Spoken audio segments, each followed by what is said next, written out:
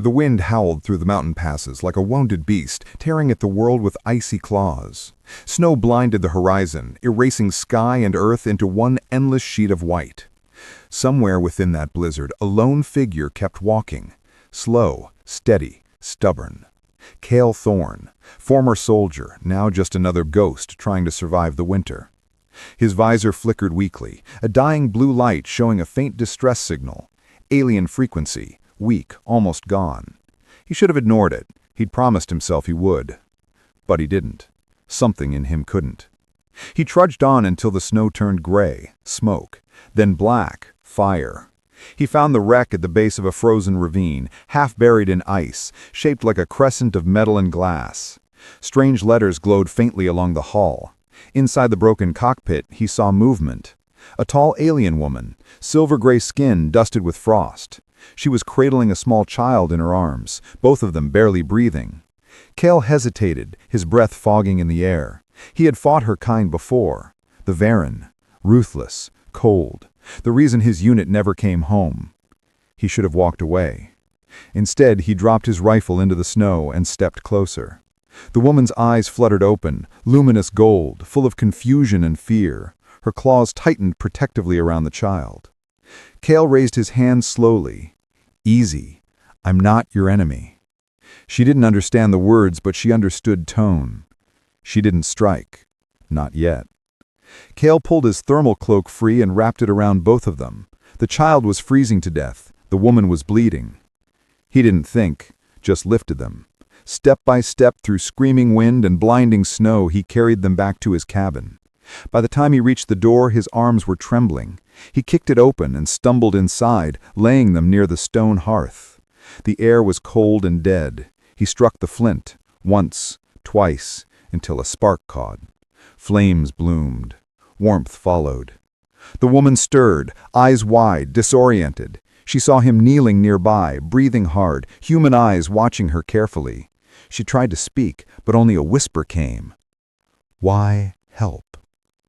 Cale didn't answer for a while. He just sat down across from her, the fire flickering between them.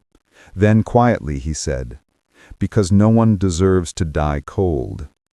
Outside the storm raged. Inside an uneasy silence grew. Not of hate, not of war, but of two broken souls trying to understand each other in the dim light of survival. And as the firelight danced across her alien skin and his scarred face, something shifted. A spark not of fire, but of something far more dangerous. The kind of spark that could melt the coldest war. The storm hadn't stopped. It screamed outside the cabin, shaking the walls, but inside, only the crackling fire dared to speak. Cale sat with his back against the wall, watching the alien woman through the flicker of flames. She had fallen asleep at first, her wounds shallow but painful. The child lay beside her, breathing slow, a faint pulse under the silver skin. Cale had used his last medgel on them, unsure if it even worked on her species. Now she was awake, cautious, silent, watching him with eyes that seemed to see everything. Cale held out a small tin cup, filled with steaming water. Drink. It's just heat, no poison. She stared at it, then at him. Her hand trembled slightly as she took the cup, sniffed it, and finally drank. Steam rolled over her face like mist over metal. Cale, he said, tapping his chest. Cale. She blinked, hesitated, then pressed her hand to her own chest. Lita. The name rolled off her tongue like music. He almost smiled. Lyra, he repeated. Your ship. Crash? He mimed a fall with his hand, fingers slicing downward. Lyra frowned, then nodded slowly. She picked up a coal from the edge of the fire with a small stick and drew in the soot on the wooden floor, a crude shape of a larger ship firing upon hers. Cale's stomach sank. So it wasn't an accident. She didn't understand the words, but she understood the tone. Her golden eyes softened, as if recognizing grief behind his. The child stirred, whimpering softly. Lyra turned instantly, comforting him with low, melodic hums. Cale watched the way her expression changed, fierce, gentle, alive. He hadn't seen someone care like that in years. When the child quieted, she looked back at him. You fight? She mimed holding a weapon. He nodded once. Long time ago.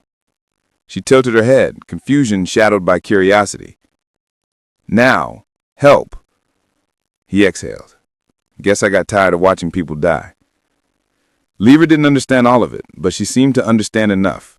Her gaze lingered, studying the scars on his hands, the weariness in his voice. The silence between them thickened again, not empty, charged. The fire cracked sharply, lighting their faces in orange and gold. For a fleeting moment, Cale forgot that she was alien, and she forgot that he was human. Two enemies of history trapped by the same storm, staring into the same fire. And something wordless began to form in that silence. Not trust yet, not love, but the fragile beginning of both. Outside, the storm roared on, but inside, two hearts had just begun to thaw. The storm raged into its second day, tearing through the valley like a beast too angry to die. The cabin shuddered beneath the assault, metal groaning against wind. But inside, Cale and Lyra had settled into an uneasy rhythm.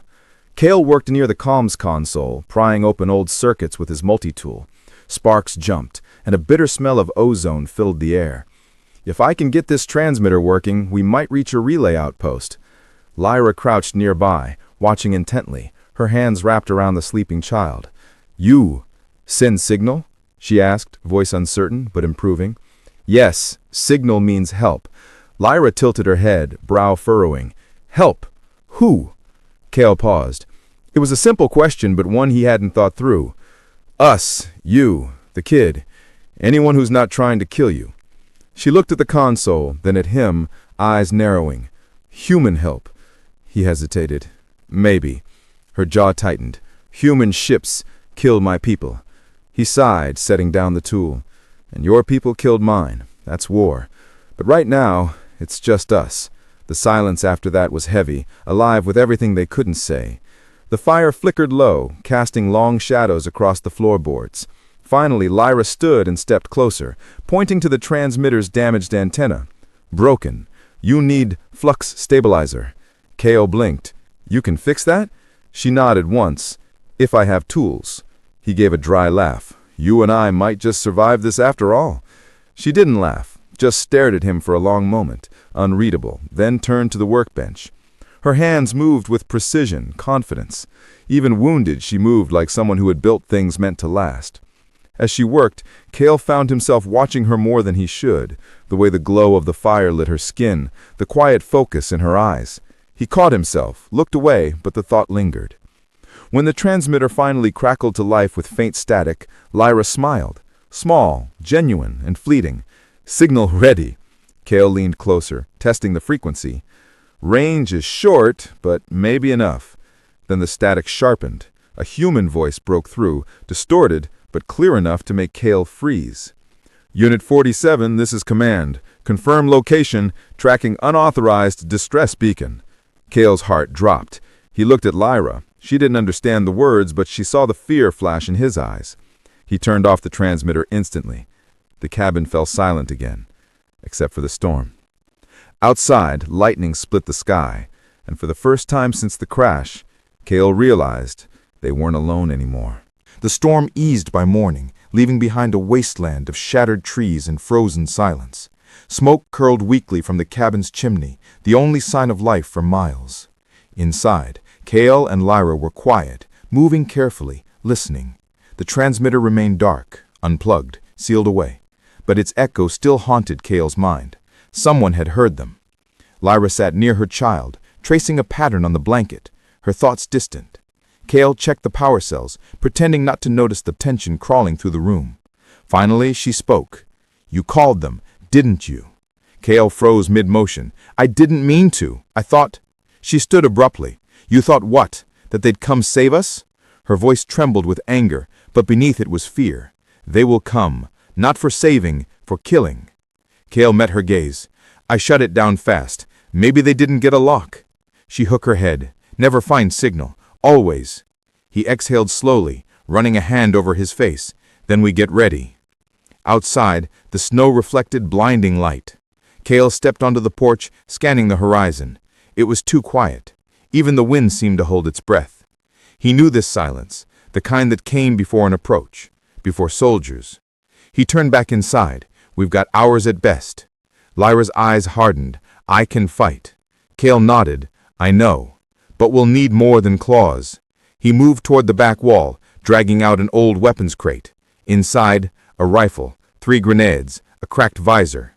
He began cleaning the rifle, hands moving with muscle memory he wished he'd forgotten. Lyra approached cautiously, her curiosity breaking through her fear. You were soldier, she said quietly. Once, a long time ago. She touched the metal, studying the metal. You hate war. He looked at her. I hate what it makes people become. Their eyes met, a brief connection between 2 survivors who had lost everything to the same endless machine. Then a sound shattered the moment. A soft ping, metallic, from outside.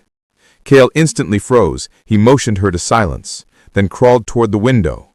Through the cracked glass, a faint red light pulsed on the snow. A drone, small and sleek, scanning the perimeter. Lyra's pulse quickened. They found us. He whispered, Not yet. It's scouting. He grabbed the rifle, took aim, and fired. The drone burst into sparks, collapsing in the snow. Lyra flinched at the gunshot, then turned toward him. Now they know. Kale nodded grimly. Yeah, now they know. Far beyond the ridge, 2 armored figures paused. One of their wrist displays blinked red. Signal lost, said a mechanical voice. The taller one raised his head, visor glinting under the weak sun. Doesn't matter. We have their coordinates. Back at the cabin, Kale reloaded his weapon, jaw tight. We've got company coming, he said quietly. Lyra looked down at her sleeping child, then at Kale. Then we make them regret finding us. He nodded. That's the plan.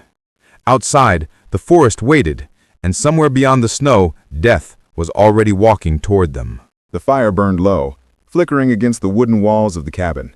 Kale sat near the window, his rifle across his knees, eyes fixed on the dark horizon. The drone's explosion had drawn attention. He was sure of it. Every instinct in his body screamed they're coming. Lyra was silent for a long time. Her child slept wrapped in a faded blanket, his breathing steady now. She watched the flames dance across Kale's face, the light catching the lines of exhaustion, the faint scars that told stories she would never ask about. Finally, she spoke. You could leave. Take your things. You don't have to stay. Kale didn't look away from the window. I know. Then why? He took a breath. Slow, steady. Because running doesn't fix what's broken. She frowned. You speak like someone who already lost too much. He glanced at her then, eyes hard but sad. I did. The room fell into quiet again, the kind that only came when words could no longer bridge the space between 2 lives. The storm outside was gone, but a colder silence filled the night. Lyra stood and walked to the table. She poured what was left of the hot water into a cup, then hesitated. Her movements were uncertain, almost shy. She walked to Kale and placed it beside him. Warm, she said simply. Kale looked at the cup, then at her. He gave a small nod. Thanks. For a moment neither spoke.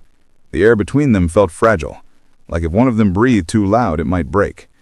Lyra sat near the fire, her claws tracing the floor absent-mindedly.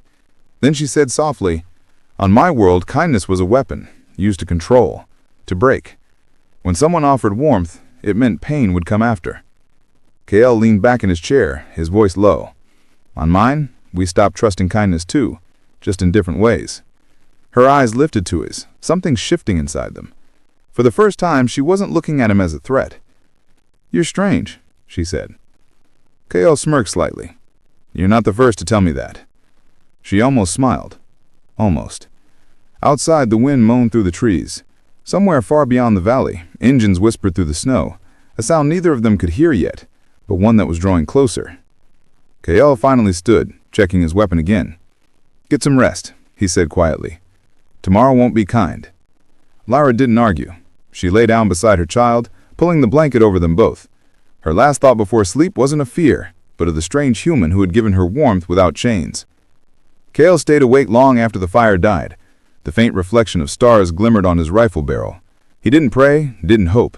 He just waited, because in the deep snow outside, something was coming.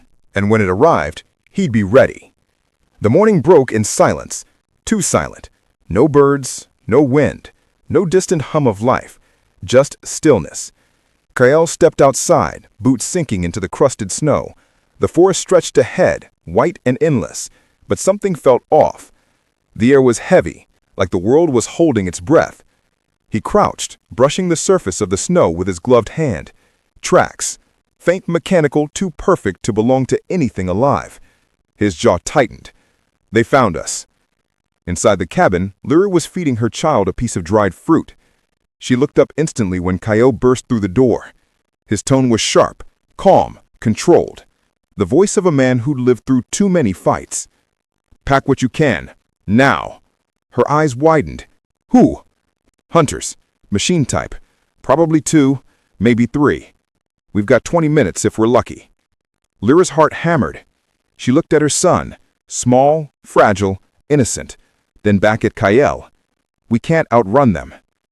Kyle loaded his rifle, checked the old grenade trigger, and looked at her. "We don't have to. We just make them regret finding us." Outside, the snow trembled with distant vibration. The ground began to hum softly. Lyra felt it in her bones. They were close. She hurried to the back of the cabin, revealing a hatch Kyle had built from scavenged metal and wood. Beneath it, a narrow tunnel led toward the frozen stream behind the ridge. "You built this?" she whispered. He nodded. "Plan B. You and the kid go there and stay quiet." "And you?" Kyle smirked, that same reckless grin she had started to recognize. "I'm Plan A." Lyra grabbed his arm, claws trembling slightly. "Kyle, you'll die." He looked at her, really looked at her. Everyone dies. Not everyone gets the chance to make it count. For a heartbeat, their faces were close. Her eyes glowed faintly in the dim light. Fear and something else behind them. She wanted to say something, to stop him, but his hand gently pulled hers away. "Go," he said softly. Lyra nodded, biting back the words that burned in her throat. She took her child, wrapped him tight, and vanished into the tunnel shadows. Kyle stepped outside, into the blinding white. Snow fell in thick waves now, soft but deadly. He crouched behind a stack of broken logs, rifle ready. Then he saw them, tall metallic figures moving between the trees. Red optics glowed in the mist. 2 hunter mechs, heavy armor, plasma rifles, corporate insignia. Kyle smirked again.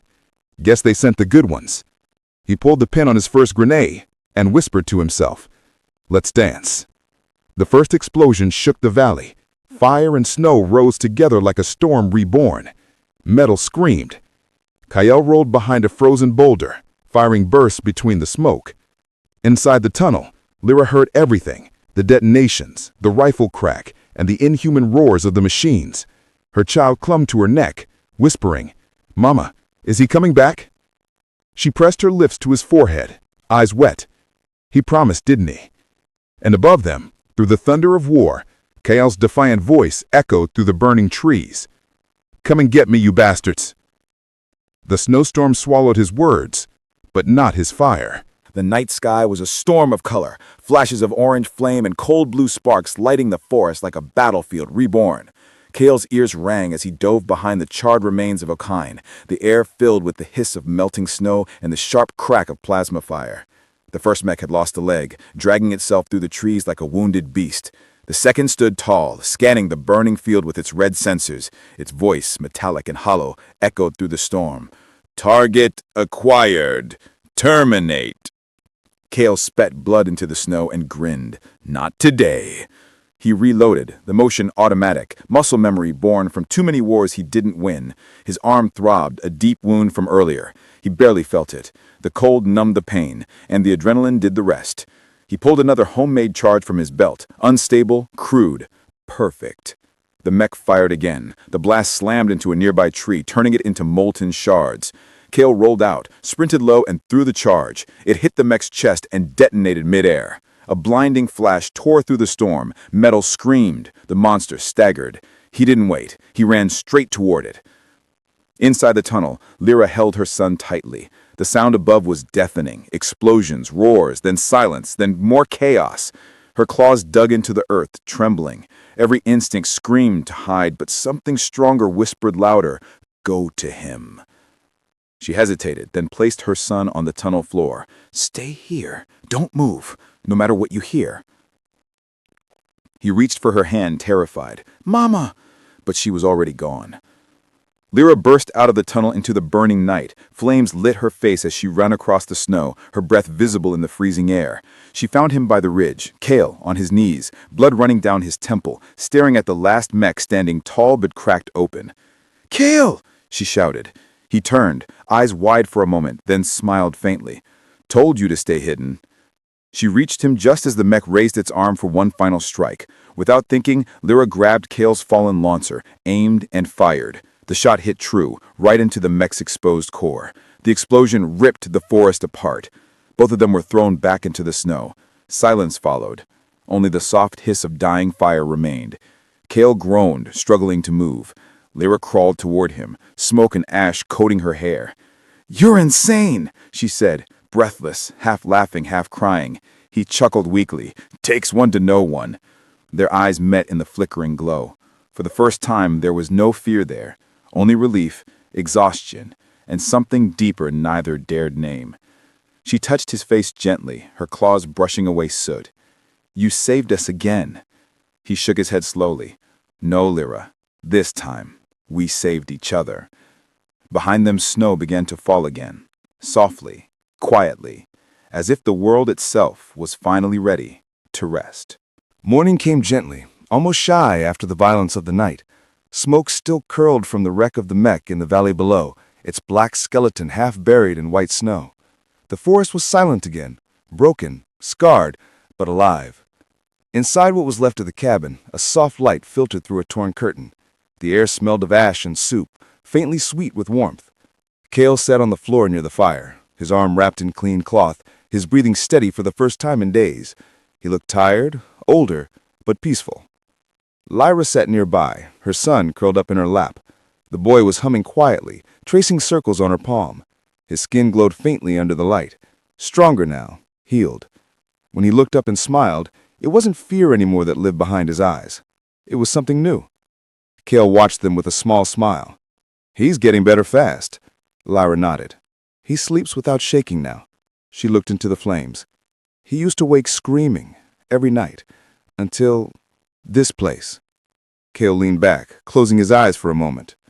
"Guess we all found something we didn't expect." Silence filled the room again, but it wasn't empty. It was calm, like the world holding its breath after too much noise.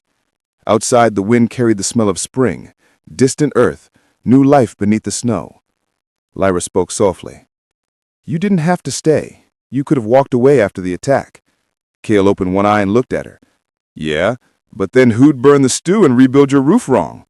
She laughed, a real sound this time, warm and alive. "You are terrible at cooking." "And you're terrible at trusting," he said with a smirk. Her smile faded, but not from anger. She looked at his son, then back at Kale.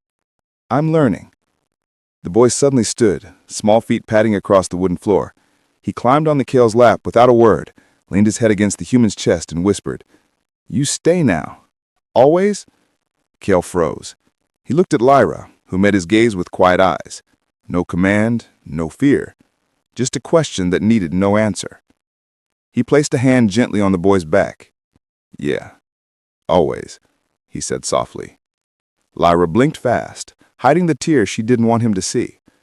Outside, the wind slowed. The snow began to melt around the broken walls, dripping softly like a heartbeat. Later that night, as stars filled the sky, the small cabin stood alone in the clearing, but it was not empty anymore. Inside, a human, an alien mother, and her child slept close beside the fire. No hunters, no running, but just breathing, quiet and steady. For the first time in a long, brutal universe, there was peace, and it was theirs.